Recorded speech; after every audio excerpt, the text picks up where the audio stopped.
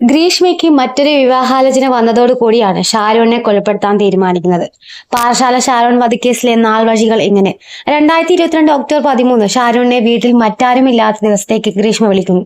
2022 October 14 Sharon ഗ്രീഷ്മയുടെ വീട്ടിലെത്തി. തുടർന്ന് വിഷം കലർത്തിയ കഷായവും ജ്യൂസും കഴിച്ചു. തിരികെ പോകുന്നതിനിടെ അവശനായ ഷാരോൺ പാറശാല ആശുപത്രിയിൽ ചികിത്സ തേടി.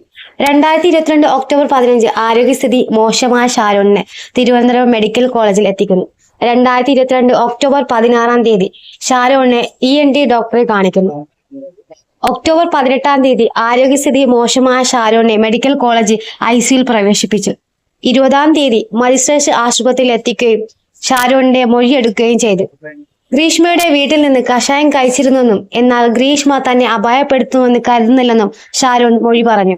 2022 ഒക്ടോബർ 21 പാറശാല പോലീസ് ഷാരോണിന്റെ മൊഴിയെടുത്തു. 25 ആശുപത്രിയിൽ വെച്ച് ഷാരോൺ മരിക്കുന്നു. 26 കുടുംബം പോലീസിൽ പരാതി നൽകി. 28 ഷാരോണിന്റെ ബന്ധുക്കളുടെ ആരോപണം തെറ്റാണെന്ന് പാറശാല പോലീസ്. ഒക്ടോബർ 29 വിവാദങ്ങൾക്കൊടുവിൽ കേസ് ക്രൈംബ്രാഞ്ച് ഏറ്റെടുക്കുന്നു. ഒക്ടോബർ 30 ക്രൈംബ്രാഞ്ചിന്റെ ചോദ്യം ചെയ്യലിനിടെ ഗ്രീഷ്മ കുറ്റം സമ്മതിച്ചു. ഒക്ടോബർ 30 ഗ്രീഷ്മയുടെ അറസ്റ്റ് രജിസ്റ്റർ ചെയ്തു. ഷാരോണിനെ ഒഴിവാക്കാൻ പലവഴി ശ്രമിച്ച് പരാജയപ്പെട്ടതോടുകൂടിയാണ് കൊലപാതകം നടത്തിയെന്ന് ഗ്രീഷ്മ മൊഴി നൽകി. ഷാരോണിന്റെ മരണം കൊലപാതകമെന്ന് പോസ്റ്റ്മോർട്ടം റിപ്പോർട്ട് പുറത്തു വന്നു.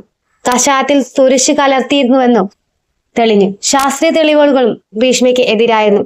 നേരത്തെയും ഷാരോണിനെ കൊലപ്പെടുത്താൻ ശ്രമിച്ചതായി അന്വേഷണ സംഘം കണ്ടെത്തി. നവംബർ 1 ടോയ്ലറ്റ് ക്ലീനർ കഴിച്ച് ഗ്രീഷ്മ പോലീസ് സ്റ്റേഷനിൽ ആത്മഹത്യക്ക് ശ്രമിച്ചു. ജനുവരി 25 കേസിൽ കുറ്റപത്രം സമർപ്പിച്ചു. ആദ്യം തിരുവനന്തപുരം അട്ടക്കുളങ്ങര ജയിലിൽ പ്രവേശിച്ച ഗ്രീഷ്മയെ സഹതടവുകാരുടെ പരാതിയെ തുടർന്ന് മാവേലിക്കര ജയിലിലേക്ക് മാറ്റി. 2023 സെപ്റ്റംബർ 26 കേസിൽ ഗ്രീഷ്മയ്ക്ക് ഹൈക്കോടതി ഉപാധികളോടുകൂടി ജാമ്യം അനുവദിച്ചു. അതേസമയം കേസ് തമിഴ്നാട്ടിലേക്ക് മാറ്റണമെന്ന് ഹർജി ഹൈക്കോടതി തള്ളി. 2024 ഒക്ടോബർ 15 കേസിൽ വിചാരണ ആരംഭിച്ചു. 2 മാസം കൊണ്ട് വിചാരണ പൂർത്തിയായി. 2025 ജനുവരി 17 കേസിൽ ഗ്രീഷ്മയും അമ്മ നിർമ്മൽ കുമാർ പ്രതികളാണെന്ന് കോടതി വിധിച്ചു. ഗ്രീഷ്മയുടെ അമ്മ സിന്ധുവിനെ കോടതി വെറുതെ വിട്ടു.